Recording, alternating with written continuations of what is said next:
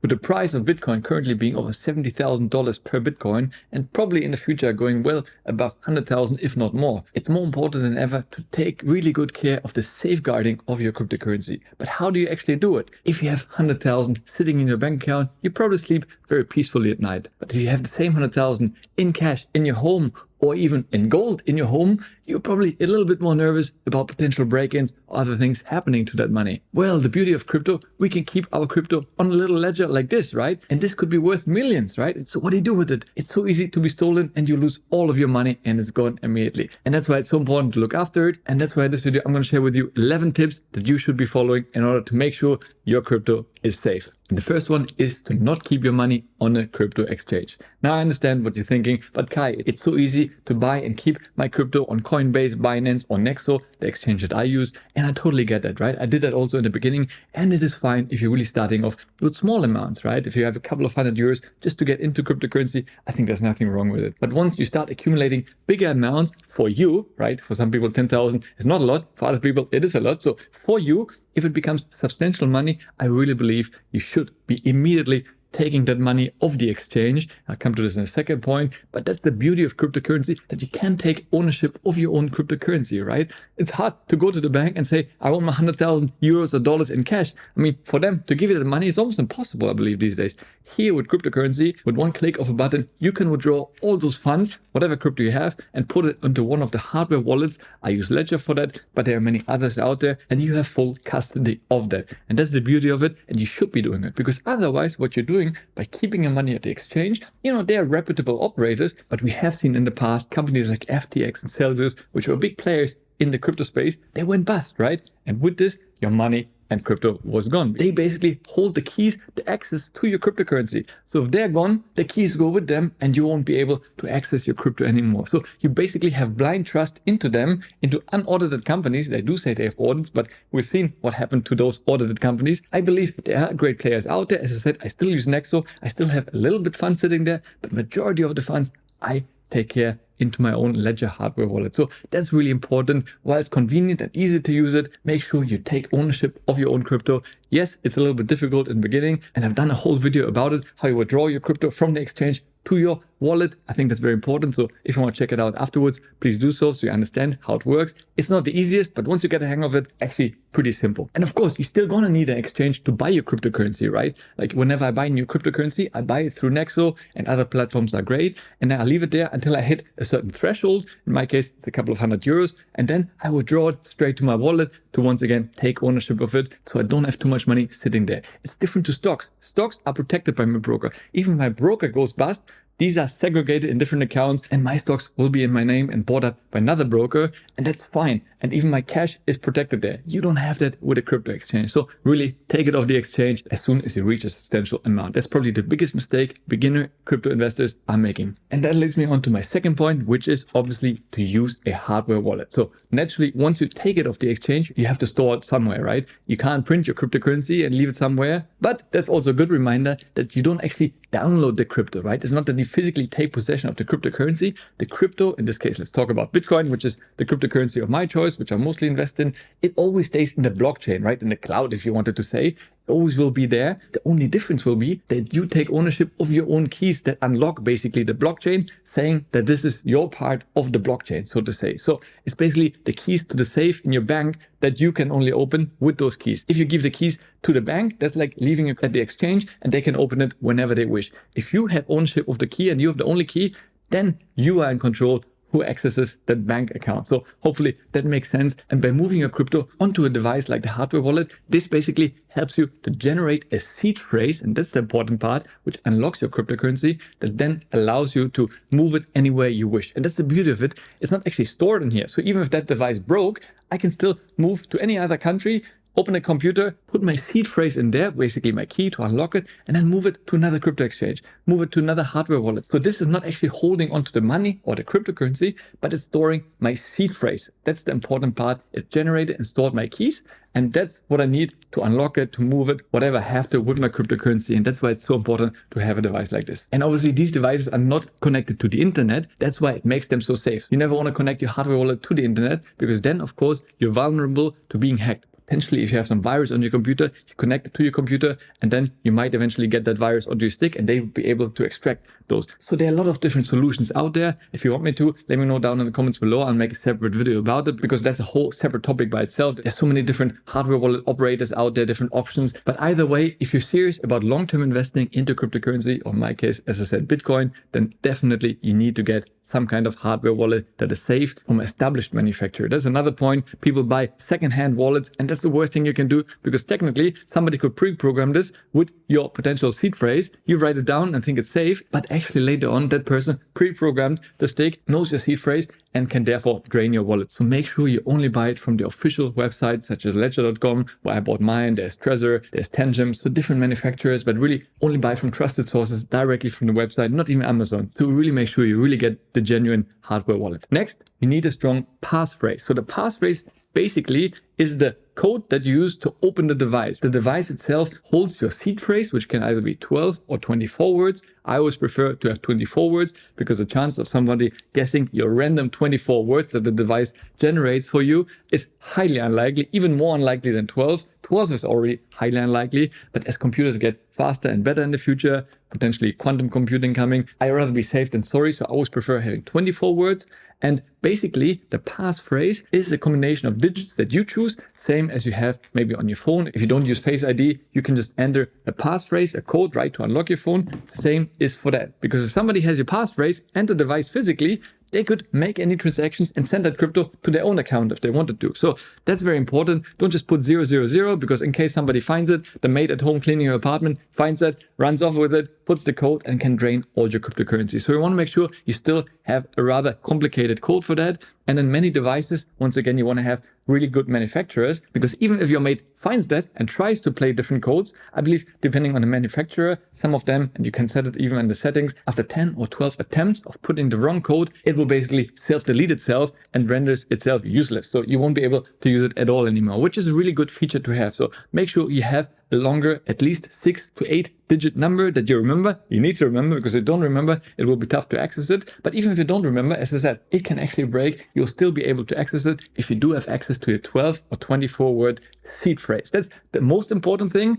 This passphrase, I know it gets a little bit confusing. The passphrase is basically to unlock the hardware wallet, and the seed phrase is to unlock your cryptocurrency. Same, let's say the passphrase is to unlock your phone, and the seed phrase is to access your iCloud or your Google or your bank account, right? It's like the master password if you wanted to move all those funds, and the passphrase is to access your device. And that brings me to my next point, which is to really make sure you keep your seed phrase safe. That's the 12 or 24 words that I spoke about. That's basically the equivalent of money. If somebody knows those words, they can log in anywhere in the world. There's certain websites where you enter those words and you have access, full access, unrestricted access to the blockchain, and can send that money, whatever you have in that wallet, anywhere they wish. So that's very, very important. You don't want to just write it down on a piece of paper, keep it lying on the table, because anyone who finds that, it doesn't matter. They don't need your passphrase or anything. With those words, they can log in and drain your wallet. So make sure this is really safe and tucked away somewhere. You don't want to be saving it on any of your computer programs, in your browser, on your password manager. I've seen people writing it down on their notes on their computer. Please, please do not do that, because in case you get hacked, you may not even know about it. There are programs that only look for 12 or 24 words combinations, and once they identify it, you won't even know about it until your crypto is gone. So please keep it offline, write it down on a piece of paper, or they even metal sheets where you kind of almost imprint it. So in case there's a fire in your house, which can also happen, right? It's something to consider. Imagine you have 100,000, 200,000 sitting on your device. The device burns down. That's fine. You know, as I said, you only need your words to restore it. But then let's say the paper is kept in the same house and is also burned. Obviously, you may not remember all those 24 words in the right order.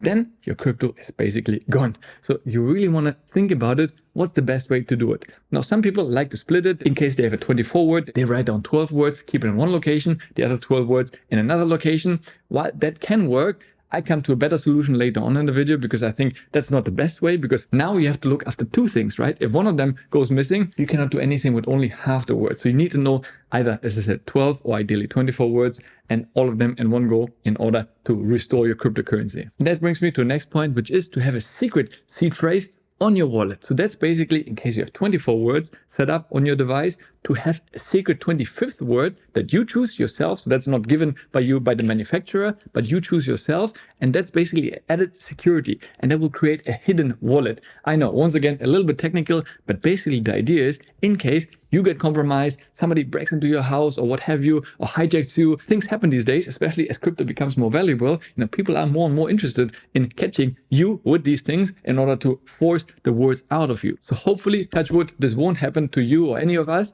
But if it did, in case you have only 24 words, you have one official wallet, so to say, where you keep a bit of money, which they can then take. So you have maybe a couple of hundreds or even thousands sitting there. So they feel they got everything out of you. But then actually you have a 25th word. So if that is entered as well, that unlocks your hidden wallet, where you then have your entire crypto, the bigger portfolio sitting with hundreds of thousands in case you have that. So this way you have an extra layer of protection. And as I said, in the times we're in with the increase of prices in cryptocurrency, you really want to be better safe than sorry. So I really recommend you, if your hardware wallet allows a secret seed phrase, then definitely make sure to take advantage of it. And that brings me to the next point, which has to do with the physical storage of your device. Now, obviously, there are no rights or wrongs, but honestly, I'm a big fan of not keeping it in your own house. Because once again, things can happen to your own house. Plus, if people know that you keep your device in your house, once again, you're more likely to be at risk of somebody actively coming in and trying to get it from you, and not just stealing the device itself. They obviously need you with the device. So in that case, I think it might actually make sense to keep it in a separate location that nobody knows about, that's safe and protected, of course, but especially if your holding starts going up and you have more and more money sitting in that account, in your wallet, so to say,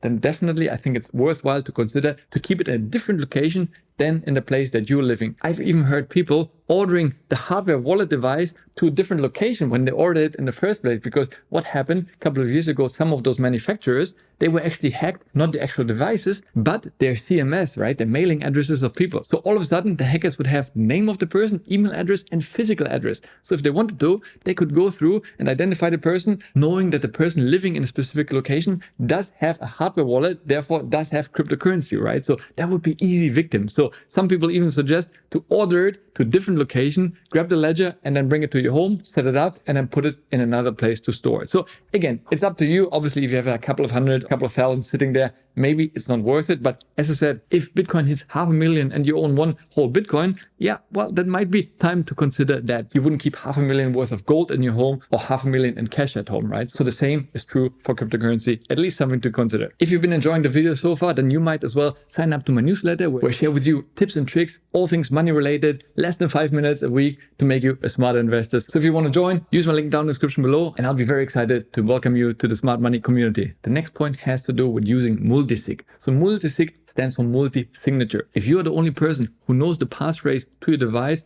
or holds the seed phrase, again, you have to think for the long term, right? What happens if you pass away? How will your family ever be able to access it, right? It might be gone with you. Second of all, once again, if somebody comes to your house and forces the number out of you, right, and you give it to them, they will basically be able to run off with your cryptocurrency. So in order to mitigate that risk, there is a way to use multi-signature, multi-sig in short, where you basically need 2 out of 3 signatures or 3 out of 5 signatures. You could even have more if you wanted to, but most common it's 2 out of 3 or 3 out of 5. Meaning, let's take the smaller example. There's 3 people with access to your keys, but alone they cannot approve any transactions. So at least you need to have 2 different parties. So let's take the example. You obviously will be one person who has access to the keys and knows the seed phrase. The second one could be a family member, maybe your wife, maybe your father, mother, what have you. Somebody ideally competent enough who knows how to use those things and keep them safe. It can be a friend that you really trust, or you can also have another device that only you know and keep it in a completely different location. Some people even keep it in a different city, right? And thirdly, you could use a company that also has access to it. So basically, even if somebody was to force you out of it, unless you get another second approval at the bare minimum, this transaction would not come through. So if they know your seed phrase and want to drain your crypto, it wouldn't work. They would either need to have the online approval from the company that is signed up, or from your friend or your spouse or your other hardware device in another city. So they would have to have at least 2 out of 3 devices or approval mechanisms to make a transaction. So that's added security. Once again, of course, added hassle. But if you're a long-term investor who just buys and holds, basically to deposit crypto into your wallet is very easy. You buy it on the exchange, you withdraw it and deposit it into your cryptocurrency. And if you're just holding on to it without transacting all the time, I think it's a great way to safeguard yourself from any kind of risk in the future. Also, the good thing is, if in the end you lose one of those access points, you still have 2 other ones to make a transaction, right? So it's not 3 out of 3, but 2 out of 3. So I think it's just added security. Again, it becomes more relevant as you start owning more cryptocurrency and the value of it increases. The next point has to do with maintaining a low profile. Now, obviously in this channel, I'm all about transparency and I already talk about my buys, my portfolio reviews and so on. But obviously the higher the value gets, if you put yourself out there and flaunt your money around like anything, right? In the past, when people were driving all their fancy cars, they were usually the first ones that people would make a target and break in or steal their things and so on. I think you have to be very conscious. If your holdings start growing, you don't want to flaunt it around and say, I have 10 Bitcoins, take selfies of yourself with your crypto wallet, where you keep it, where you travel. Because these days with social media and being online all the time, people easily can find out where you are. And if they know you are with your wallet, you're an easy target. So maintain a low profile. And by the way, don't worry, this is just a dummy wallet. I actually have a second wallet that I keep in a safe place. Yes, while I do travel with it for, obviously these tutorials that I do and transactions and show people how to use it, this is not the one where I keep all my money. So don't even consider breaking in because there's no point. I have not much money on it. That's kept in a completely different physical location from me. And I'll do that very consciously. And yes, even for myself, to be honest, while I continue to share my stock buys and what have you, I do believe in terms of crypto portfolio, I might stop sharing it transparently because once again, as the value increases, you just become more and more target. I don't really want. I'm here to educate. So that's why please do understand that in the future, I may not exactly show you my crypto holdings, but I'll definitely continue to share my buys, my experience, what have you, to inspire you to do the same and follow along. But just flashing my Bitcoin holdings around anyways might not be that useful for you. The next point is a general precaution that you should be doing online. And that is to watch out for phishing scams and other online scams, right? These are becoming more and more by the day. It's crazy. I mean, even myself, I was very close to clicking on one of them myself. As I mentioned, I use Nexo as my exchange of choice, and they do send me from time to time various emails. And honestly, that email looked extremely good. And it just asked me to confirm one of my details on my account. Click the button over here. All the branding was correct. It had my name and it was so well written. So I was very close, but I thought, why would I do that, right? They would normally send me an in-app notification. And then I checked the sender domain and the ending was slightly different. There was just a tiny little change from the usual email. So yeah, it just shows you those people are out and it's probably going to get more and more sophisticated in the times of AI. The emails are getting better. So it's very easy to fall victim to that. Often you might not even know that you got hacked. You just click a link, nothing happens and you move on with your day.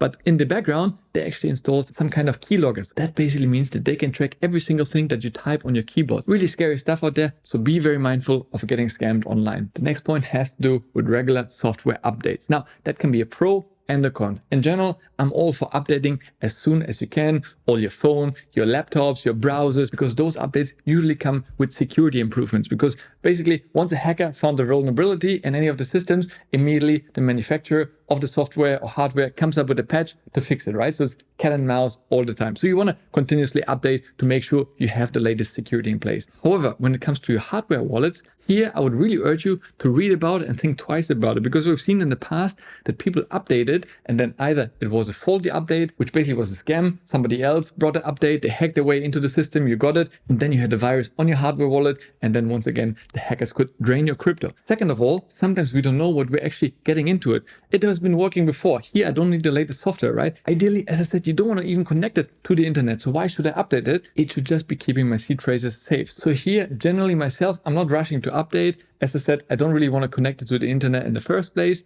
So while I update all my other devices, not to get a virus in the first place, for the hardware wallets in general, I don't like to update. I much rather from time to time buy new devices, because these things also develop and they will be more future-proof with better chips in the future to safeguard them from brute force attacks where people connect themselves and hack into it. That is possible. As the iteration of the actual devices gets better, I will buy new ones, but updating the software on it, I would usually caution against doing so. And the last point has to do with continuous education. Now, cryptocurrency is still very new. I would consider it very new, and a lot of people still have not even bought ever in their life any part of crypto online. They read about it, they talk about it, but a lot of people, majority of people actually, never in their life bought cryptocurrency. Now, while I did say those crypto exchanges make it easier and convenient, that's great. At the same time, there's still so much more development in the space. There are really cool developments. For example, Tangem is one of them, a wallet that's basically like a card that works with NFC. Instead of having to remember all these long words, you basically just use your phone to NFC scan it, and with that you can approve your transactions and so on. So these things haven't been existing before.